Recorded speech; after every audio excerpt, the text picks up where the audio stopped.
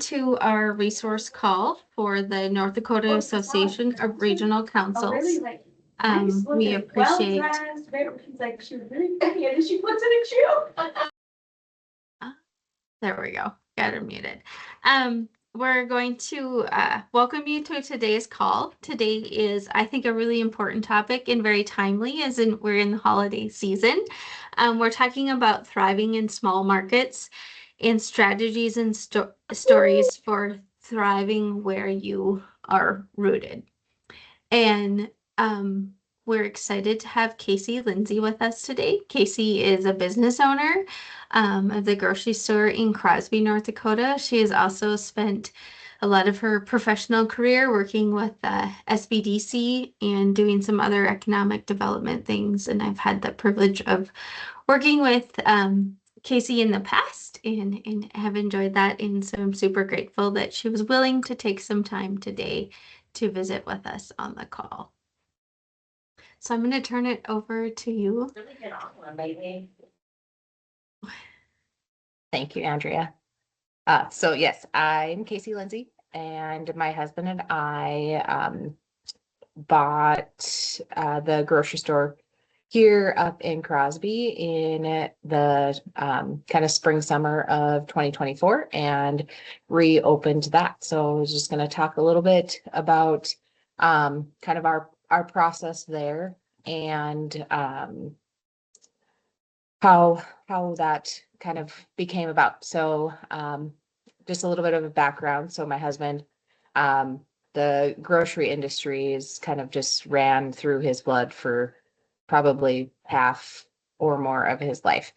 He started here at the store as a bagger and a carry out and kind of worked his way up into the assistant manager position for a couple of the previous owners. And then he left and worked in Minot at a grocery store for a while, did some other managerial positions with other businesses, and found himself coming back to Crosby and ended up stepping into a general manager position with the store owner prior to us opening Lindsey Grocery.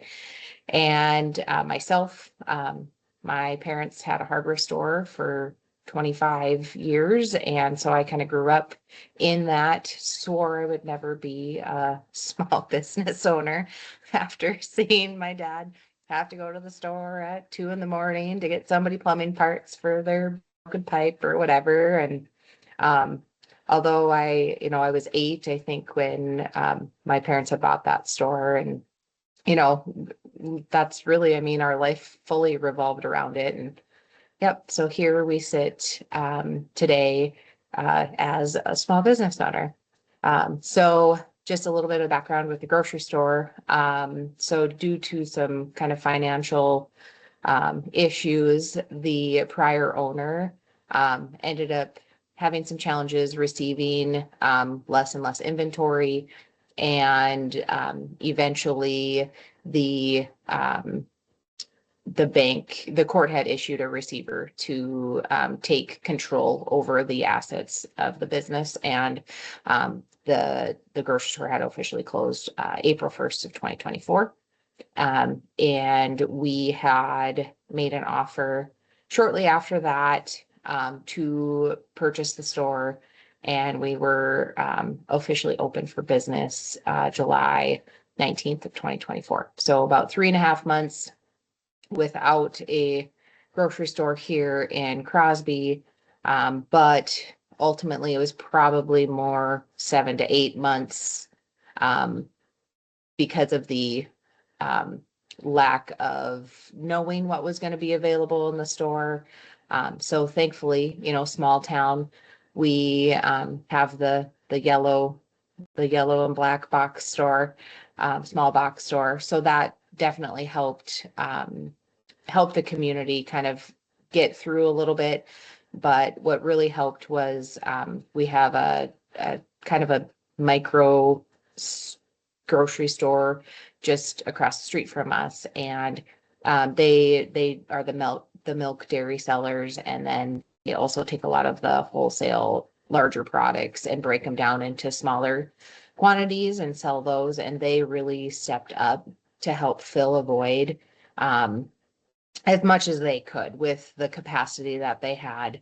Um, and the community as a whole really, I mean, there was the panic that kind of set in. So kind of twofold, wearing the hat as the economic developer, trying to come up with some sort of a solution of how can we make sure that, people in our community and in our county are able to get groceries, living 40 to 60 miles away from the nearest grocery store. And so it was nice to see how some of these businesses in town really kind of picked up and helped try to mitigate a little bit of that weight and concern as they could. And then eventually we were able to work to open. And so that's kind of how that worked. And obviously there's a lot, I mean, I could go on and on and on a lot longer about it, but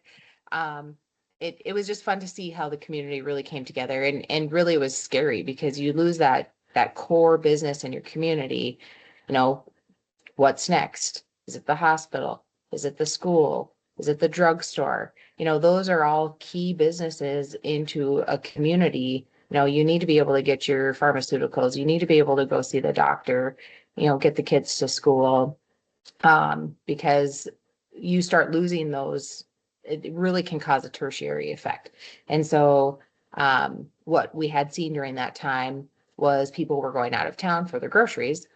So then they were going and getting their lumber, and they were going to the doctor, and they were getting their pharmaceuticals. And so all the businesses within the community really felt that impact. And it wasn't just, with just the store itself, but it was really with everybody. And so people really tried. There was a really good local effort in trying to make sure to support the businesses in town as much as they could, because many recognize that what could happen to our community and how quickly it could happen to the community by just losing those core foundational businesses.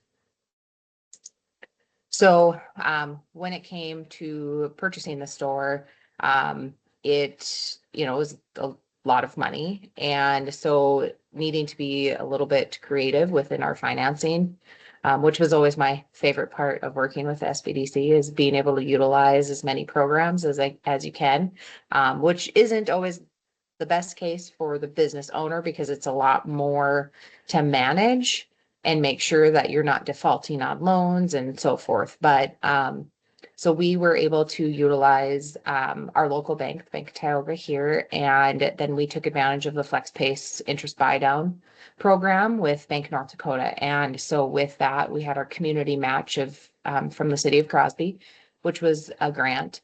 Then our local EDC helped pitch in, and then we also took a loan out from the Rural Development Finance Corporation. That's through the North Dakota RECs. And that helped us maximize the interest buy down because our city only allotted so much. So then we had to kind of make up the difference in order to be able to maximize that program. And so then the owner equity piece of it came, and percent cash on a large business is very, or even 20%, which is what most people need to have, the banks want to see. And so having that is extremely challenging. Thankfully, we being younger, having a younger family, we don't have that kind of cash laying around. We're still paying on our student loans and everything else. And so thankfully we were able to go to some of our family members and borrow from them with just a pay it back when you're on your feet, and we'll figure it out from there. And then we were able to utilize the RDFC loan for part of our owner equity portion as well. And so that flexibility with working with our bank was huge. They, recognized the value that having that grocery store here in town, and also knowing myself and my husband just as who we are in the community as well, just really helped solidify our opportunities to be able to kind of be a little bit more flexible with our loans. And then we were able to get an additional loan from NCC, which that one I think originated from a USDA loan that they had provided, had gotten for the hospital clinic up here several years ago. And so it was a revolving loan fund. And most of the loans, aside from the bank loans, most of the other loans are very low interest rate, anywhere from 0 to 3%. And just with the willingness of being able to work with us, recognizing the value of this core business in a community and how it can really, positively impact the community or negatively if it's not there. And so I work with SBDC, and I've done that since 2010, but I ended up working with Mary Beth in Minot just to try to separate myself, so that when things were going to the banks and stuff, it wasn't just me presenting it, the documents and things, I'd worked with her on. And so she was very helpful, even with my knowledge and expertise, just being able to kind of ping things off of her and get that feedback from her on my business plan and working with her on those projections, just to make sure that they were real based off of her experience and what she's worked with for businesses, as well as kind of the actual here. So huge resource, located throughout the state, which is fantastic. So working on the financing piece, so we got the financing piece in order, and then came time for all of the fun permits, licenses, and et cetera. And so at the store here, we have a meat room, and within that meat room, we have to have several permits, licenses, and so that's the meat and poultry inspection, and then the custom exempt processing. But we also have a smokehouse, which then led into we needing to have hazard and critical control point plans for every product that we make in our smokehouse, which was a huge, daunting, very, very daunting learning curve for myself. But the North Dakota Department of Health was fantastic to work with and really helped reduce the stress that came with this like 15-page document that I was supposed to fill out, and I had no idea what I was doing, because I've never worked in the meat room before. And so they were really good to work with. And so now we have kind of that template and guide. And so now it's just easier if we want to add some things in the meat room. We've already kind of got that basis, and we just send it off to them for approval. And so that, as daunting and overwhelming as it was, that I think can be a very large barrier for some small businesses. And so I think just knowing that you have the resources at the state to be able to help you is very important. So then we had our sales and use tax permit, which that didn't take too long. Our tobacco license, that one took a little bit longer. And then we opened, but we weren't not able to accept SNAP or EBT right away. So the process and application for that period took a little bit longer. It wasn't too much longer after we had opened, that we were able to offer that, but, then we had to get our point of sale system set up for it and so forth. And so, it definitely wasn't like just turn the key and let's go. Like you definitely had a lot of those processes to put in place, which that's kind of what filled in some of that kind of 2 to 3 month gap period. So came when we were making our offer to the receiver for the business, the store here unfortunately really had not been updated for a really long time, which is kind of the case in point for many rural stores in North Dakota and probably across the nation. Most of the equipment was dated from the early 90s and some even going back as far as the 60s. And so what we're running into is now we're not like, while those items and equipment really were built to be sustainable for a long period of time, we're running into challenges now finding parts to replace items that are breaking on some of those. And so we've had, thankfully, our talented local welders have came in and really helped kind of configure some different things for us to be able to utilize those machines that we've relied on for a long time and so forth. So the coolers and the freezers, many of them are dated from the 80s to the 2010s. Well, the average lifespan of a cooler and freezer is 15 years. So not to mention all of the energy pull that and draw that they're creating. The parking lot in the front. So we have a very large parking lot. It's probably 140 feet by 100 feet. It's very large. And there were probably holes in it, maybe 4 to 6 inches deep throughout the parking lot. It was in dire need of repair and replacement. Our concrete in the back also cracked, heaved, crumbly. The roof has been leaking for years, needs replacement. Large building. I think we have about 8,000 square feet, 9,000 square feet of a building.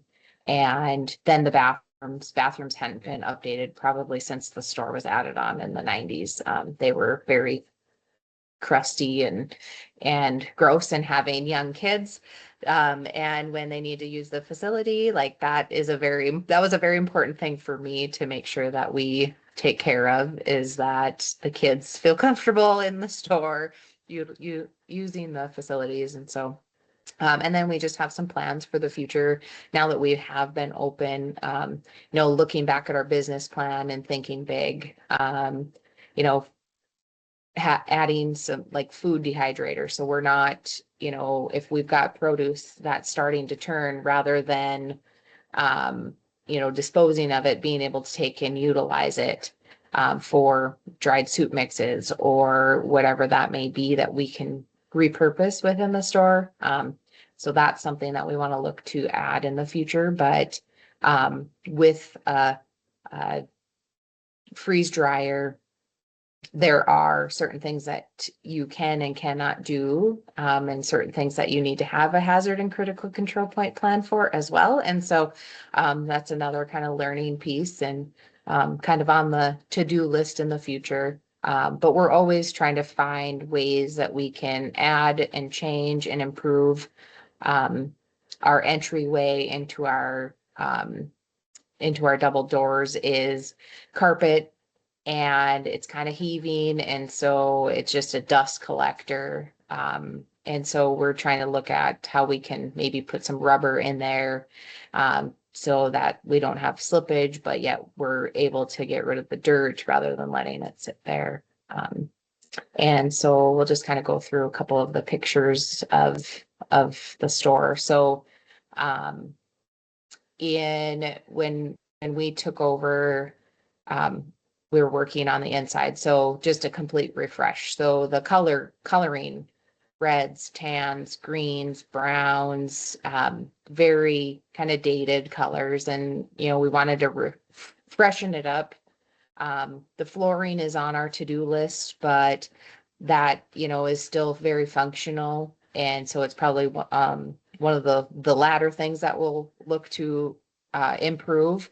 But paint, I mean, $500 in paint can go a long ways in making a refresh in your business. And the amount of people coming into the store when it reopened, they were just, and still, how clean it looks and how nice it looks. And so, looking for small little ways to just make a positive change in your business, changing the paint color can make a world of difference. And so on the left, you can see what it somewhat had looked like. And then on the right, is how we have it today.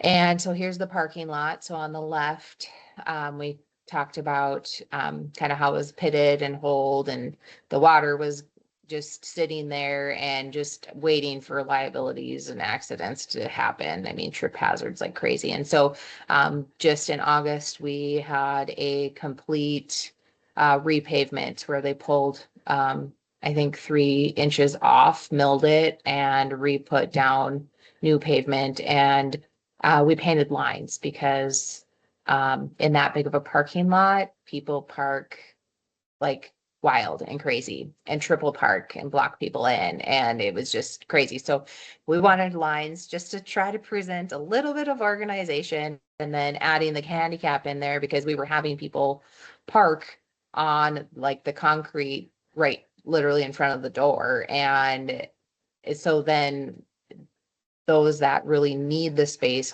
are able to utilize those spaces that are a little bit closer. So that was a very large investment, but just so positive within the community, and it was very much needed. But along with that, then we ended up having to lock down the parking lot, and so now we can't have people parking past 8 because we did have some vehicles start to try to tear it up a little bit. And so now we did have to post some signs. So it's nice to have new things, but they don't last so long. So one of the changes that we made to the front on the left, it was green. And so we had it repainted kind of a gray blue tone to help kind of match and coordinate the store. And then we added some benches in the front that can also be, the backs can be flipped down so that they can use them as a picnic table. And so several times this summer, we would have kids that, would be riding on their bike, and it'd be lunchtime. They'd come get a Lunchable and they'd pop that down and sit there, eat their lunch. Sometimes they'd throw the garbage away and sometimes they wouldn't, but at least, it was filling that purpose so that it just kind of gave people a little place to just kind of reprieve from the heat and take a minute to enjoy themselves. So the bathroom picture is on the left. I wish that I would have taken a picture from prior to, but of course that just isn't how things work. So many compliments on the bathrooms, mostly from moms of young children. And so it's nice to have a nice break room space. On the right is our kind of produce cooler, and I just recently added the decorations up on top were what are actually kind of family heirlooms of my grandpa and great grandparents. So we put that on display, just beans that they kind of fit the food theme of the store, but just trying to make it a little bit more friendly and warm and home, just so people enjoy coming to the store. It's something that they need to do, and so just trying to kind of make it a little bit more welcoming to them. And so here we have our friendly little helpers. Couldn't have the store operating without our little helping hands. And so on the left, we had our kiddos helping us clean the shelves before we opened. Lots of time cleaning the store before we opened. And then on the right, whenever there's school break, they're usually, and it's a truck day, they're coming in and helping fill shelves. And so it's nice to be able to engage them into the store and help them. As much as I always said I didn't want to, own a small business, I actually really valued the things that growing up in a small business had taught me, being able to talk to customers, engage with customers. You see something, you pick it up, just being friendly and helpful. And so I'm excited to watch my kids grow up in the store and see the values of life that will bring them. And so one of the other things that we really kind of focus in is like our customer engagement, and just really trying to make our customers want to come into our store. What sets us aside differently than the, next nearest store. And so we utilize Facebook for our social media, and that's primarily where we post our sales ads when we have new products. And I unfortunately can't take any credit for really much of our social media. That is solely my husband. And he utilizes the AI within Facebook to help him with his posts, which is super fun and simple. And the amount of engagement that we get from the customers and how many texts I get on a weekly basis. Oh my gosh, I can't believe your husband is so funny. They really engage in it and they like it. And we're constantly trying to bring in product that people want to see. So, inquiring to them, are there new products? Are there things, and we're getting Facebook messages. Can you carry this? I usually get it elsewhere, but if I can get it from you guys, I want to get it from you guys. And so we do some things where if we don't carry it on the shelf and we don't really have the ability to carry it on the shelf, but we can get it in, we'll offer them a case price discount.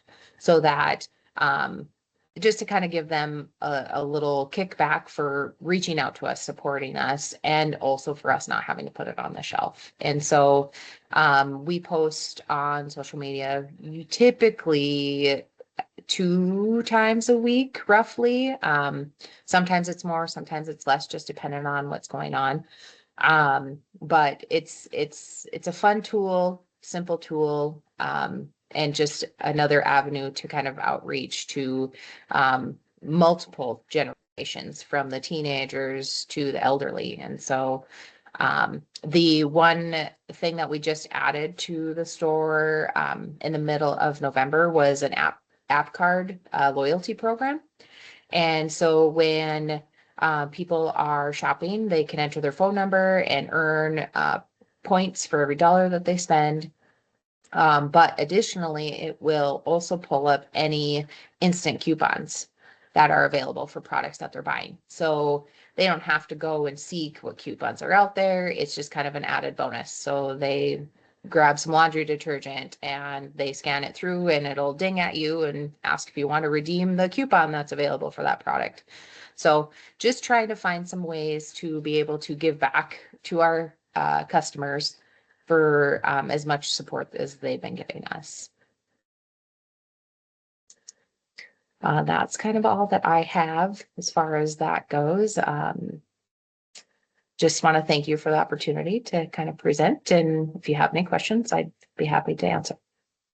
Yeah, thank you, KayCee. Appreciate it. I do have a couple of questions. One is you talked about, some little wins and refreshing the look of the store. So I always think it's important how a business looks, but also how they make you feel. So I don't know how many employees you have, but what type of training or things do you have in place to work with your employees to help them pass on that welcome and that support to your customers? So we have about 12 employees, and we were very fortunate that majority of them all came back to work for us. Very thankful for that. So we don't really have real training. I mean, they're all very personable for the most part. I mean, we definitely have, days, moments where maybe we aren't always our at our best. And so that's, one thing that being now a small business owner, like the amount of people, and I think people are just comfortable with us. So they'll let us know, hey, I was in the store today, didn't have a very great experience, just wanted to let you know. And so like I value that from our customers, that they feel comfortable that they can talk to us. And so because it's kind of one of those things where we're not up there all the time, we're not at the front, we're not, anywhere, everywhere all the time. And so we can't see everything. And so I think that it's important to as a business owner to be open to hearing how you can improve your store, how you can help your employees be better with your customers, because really they are the front facing of your business. And so making sure that they're carrying the values forward that you want to be carried forward is critical. And so I would say, 95% of the time are we're operating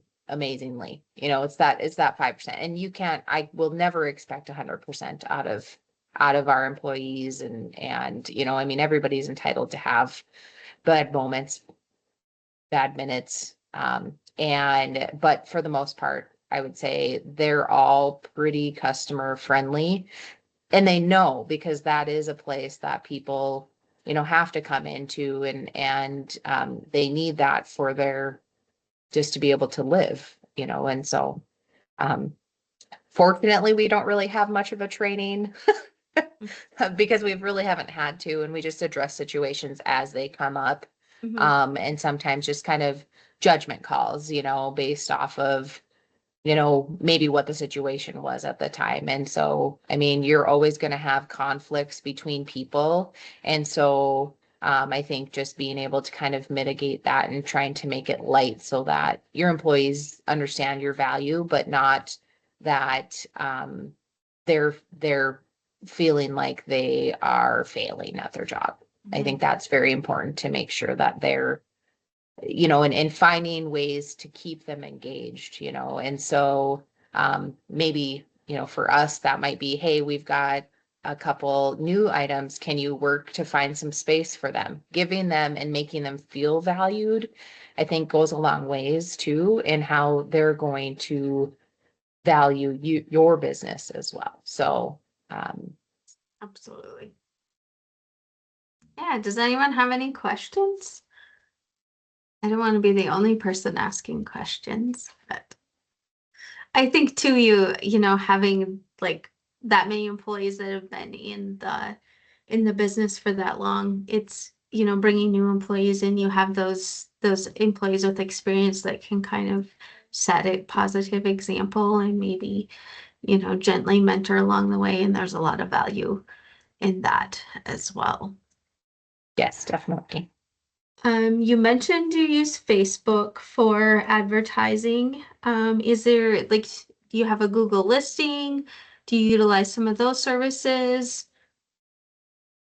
Yep. So just in the last month, once we kind of launched our app card program, we also launched our website, which Okay. we just did off of GoDaddy, just a simple website, where I try to update our weekly ad on there every Mhm. week. Sometimes I'm a little late, but we have a direct link to our loyalty program, and then we have a link to our sales ad on there. It's nothing fancy. It's very simple, but just another avenue for people um, to look at if they don't have social Mhm. media, or kind of another go-to. We also advertise in the local newspaper. We have a standing kind of ad in there every week, and they kind of help direct people to our social media. I mean, that's such an instant place to update, but we haven't branched out into Instagram or any of the other social platforms. I'm just not very comfortable with them, so I really haven't explored that too much. And then we did just with the Google, we did.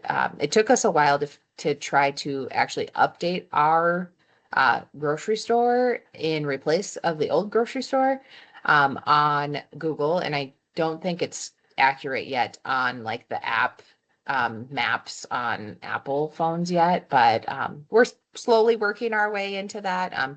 We do have the Google QR code that we ordered so that people can leave reviews now on Google for us. And so hopefully that will help drive a little bit more attention that way, and kind of help build us a little bit higher up. Great, thanks for sharing that. I just always think like if I go to a community, especially a community I've never been to before, the first thing I do is, do a search, or even if I'm in town, I know our grocery store, their hours change a little bit depending on the time of year. And so I'm not always, the first thing I do is do a search. Are they still open? And I appreciate that option. So thank you so much for sharing about your business with us. Does anyone else have any questions? I just thank you for your time today, KayCee, and I wish you and your husband and your family all the success as you continue to grow your new business and serve the community of Crosby and the surrounding area, and just really provide that valuable resource, not only of just food, but I think grocery stores they're really a hub in the community. I mean, they serve as a place for people to connect. I don't think we always realize how much just connection happens in grocery stores in our small communities, and how important they are serving that connection of people as well. So thank you for your hard work to make this happen, and for taking time out of your busy schedule to present to us today. And we wish you well and happy holidays. Thank you.